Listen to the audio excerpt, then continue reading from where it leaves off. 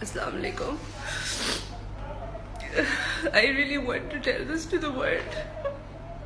पापा की दूसरी बीवी राबिया नौरीन उनकी बॉडी लेके हॉस्पिटल से चली गई है। मैं फूफा मेरी माँ मेरी बहनें हम लोग इस वक्त हॉस्पिटल में हेल्पलेस बैठे हैं because we don't know where to go. We don't even know where he lives. And she has told फूफो के हम ये औरतें यानी मेरे बाप की बेटियां आबिद अली की बेटियां उसकी एक्चुअल फैमिली राबिया मैडम के घर नहीं जा सकते।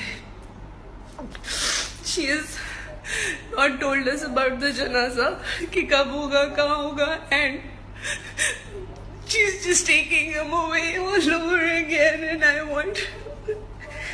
don't know what to do. We don't know what to do.